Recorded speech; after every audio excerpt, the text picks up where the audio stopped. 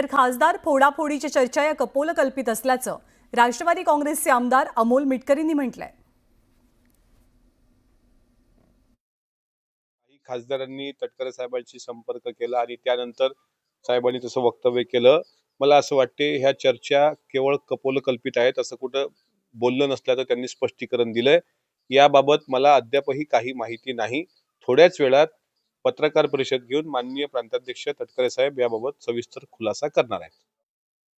राष्ट्रवादी काँग्रेसचे प्रदेशाध्यक्ष सुनील तटकरे स्वतः सध्या आपल्या सोबत आहेत. तटकरेजी नमस्कार, आपलं स्वागत आहे न्यूज 18 लोकमतमध्ये.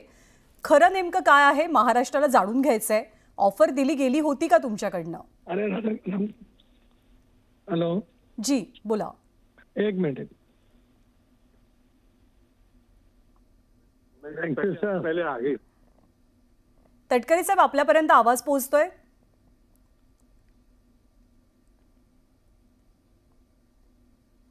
सुनील तटकरे थोडेसे व्यस्त आहेत. आपण काही मिनिटातच त्यांच्याशी पुन्हा एकदा संवाद साधण्याचा प्रयत्न करू.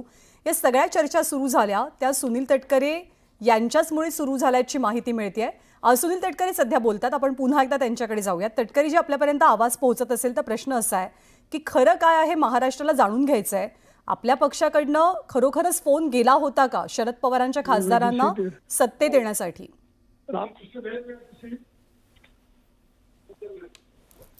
विधानसभेच्या निवडणुकीमध्ये दारुण पराजयाला सामोरं घालण्याच्या नंतर हताश आणि निराश झालेल्या कार्यकर्त्यांना आज बैठकीच्या निमित्ताने सावरण्याचा प्रयत्न केला जाणार आहे.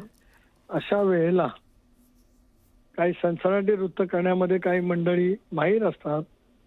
त्यामध्ये काहींनी बाप लेख असा शब्दप्रयोग केला. माझ्या राजकीय जीवनामध्ये असा शब्दप्रयोग मी कधी सार्वजनिक जीवनामध्ये सुद्धा कधी करण्याचा केलेला नाही. माझा कोणाशी संपर्क मी स्वतःहून केला नाही, करण्याचं काही प्रयोजन नाही.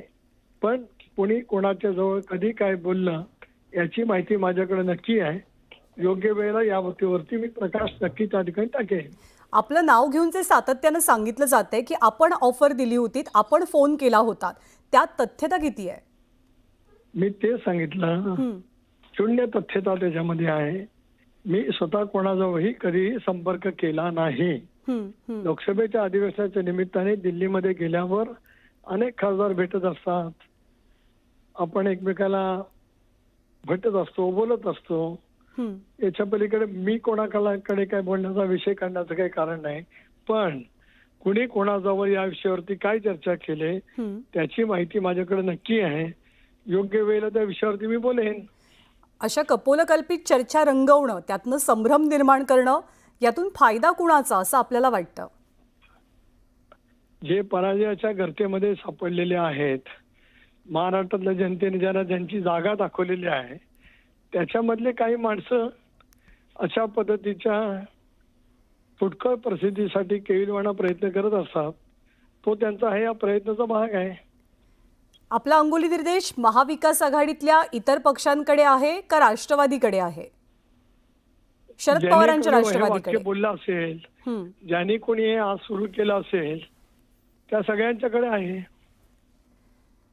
वैयक्तिक पातळीवरती पवारांच्या गाठीभेटी नेहमीच होत असतात. म्हणजे अजित पवार शरद पवारांना शुभेच्छा देण्यासाठी भेटले. दादांच्या आईचं एक वक्तव्य आपण सगळ्यांनी ऐकलं की सगळं काही आता नीट व्हायला पाहिजे. कौटुंबिक पातळीवरती एका बाजूला प्रयत्न सुरू असताना राजकीय पातळीवरती सुद्धा हे प्रयत्न व्हावेत असं आपल्याला वाटतं का? नाही, एक असं आहे की कौटुंबिक पातळीवरती प्रत्येक जण आपापल्या कुटुंबाच्या संदर्भामध्ये एकत्र राहावं अशा मानसिकतेत असतोच. दुसरा भाग आहे की राष्ट्रवादी काँग्रेस म्हणून आमची भूमिका स्वच्छ आहे की आम्ही पक्षांतर्गत लोकशाहीवरती विश्वास ठेवत स्वर्गीय चव्हाण साहेबांनी दिलेल्या विचाराच्या आधारे आमच्या विचारधारेवरती ठाम राहत एनडीएमध्ये सहभागी झालो. नरेंद्र मोदी साहेब अमित शहाच्या नेतृत्वाखालच्या एनडीएमध्ये सहभागी झालो. राज्यात महायुतीच्या सरकारमध्ये आम्ही सहभागी झालो आणि राज्यातल्या जनतेने आम्ही घेतलेल्या निर्णयावरती शिक्कामोर्तब केलंय. त्याच्यामुळे आम्ही आमच्या भूमिकेपासून बाजूला जाण्याचं काही कारण उद्भवत नाही.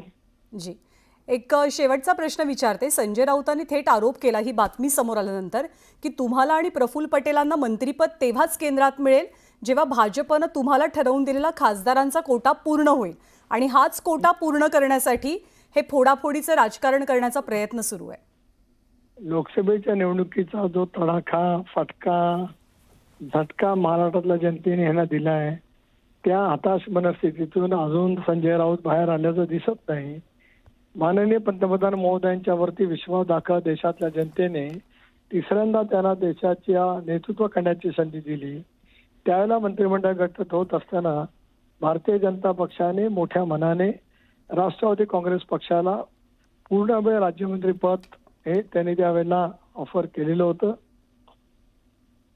परंतु आमच्या पक्षाचे नेते प्रफुल्ल पटेल हे पूर्वी कॅबिनेट मंत्री असल्यामुळे त्यांनी त्या पदाच्यासाठी आम्ही त्या बाबतीमध्ये वरची चर्चा आमची सुरू आहे.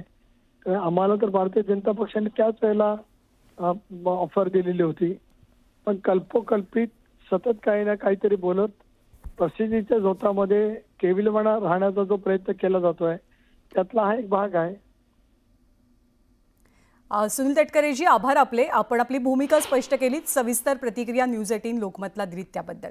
त्यामुळे अशी कोणतीही ऑफर आपल्याकडनं गेली नसल्याचा खुलासा राष्ट्रवादी काँग्रेसचे प्रदेशाध्यक्ष सुनील तटकरेंनी केला. यानंतरची बातमी आहे ठाकरेंसंदर्भातली. आगामी पालिका निवडणुका उद्धव ठाकरेंचा पक्ष स्वबळावरती लढण्याची दाट शक्यता आहे. कारण पालिका निवडणुकांबाबत मातोश्रीवरती ठाकरेंच्या पदाधिकाऱ्यांची एक महत्त्वपूर्ण बैठक पार पडली आहे. या बैठकीत बहुतांश विभाग प्रमुख, उपविभाग प्रमुख आणि पदाधिकाऱ्यांनी महापालिका निवडणुकीसाठी एकला चलोरेची भूमिका उद्धव ठाकरेंसमोर मांडली.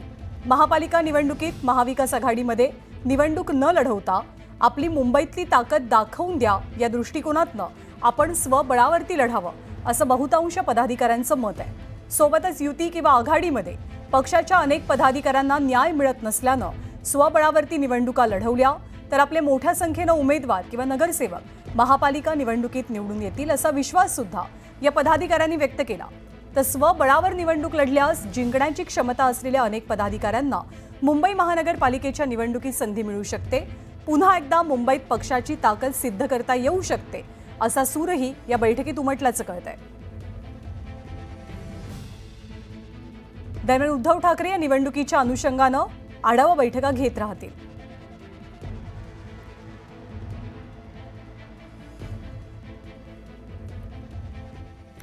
आणि आशिष शेलार यांनी आज राज ठाकरेंची त्यांच्या शिवतीर्थ या निवासस्थानी जाऊन भेट घेतली आहे.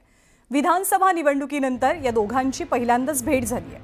दरम्यान या निवडणुकीत म्हणजे पालिका निवडणुकीच्या पार्श्वभूमीवरती या भेटीमध्ये चर्चा झाल्याची माहिती आहे.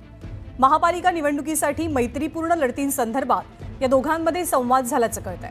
शेलार यांच्यासोबत झालेल्या बैठकीनंतर भाजपचे नेते मोहित कंबोज यांनी सुद्धा राज ठाकरेंची लगोलग भेट घेतली. आणि आगामी निवडणुकीच्या पार्श्वभूमीवर भाजप आणि राष्ट्रीय स्वयंसेवक संघानं तयारीला सुरुवात केली आहे. पालिका निवडणुकीमुळे संघ आता दक्ष आहे. भाजपचे मुंबई अध्यक्ष आशिष शेलार आणि राष्ट्रीय स्वयंसेवक संघाच्या वरिष्ठ नेत्यांची एक गुप्त बैठक पार पडली अशी माहिती न्यूज 18 लोकमतच्या सूत्रांकडून मिळाली आहे. राज ठाकरेंच्या भेटीनंतर शेलारांची आणि संघ नेत्यांचीही चर्चा झाली. या बैठकीत मनसे आणि भाजप युती संदर्भात चर्चा झाल्याची माहिती आहे. आणि भाजपचे आमदार सुरेश धस यांनी उपमुख्यमंत्री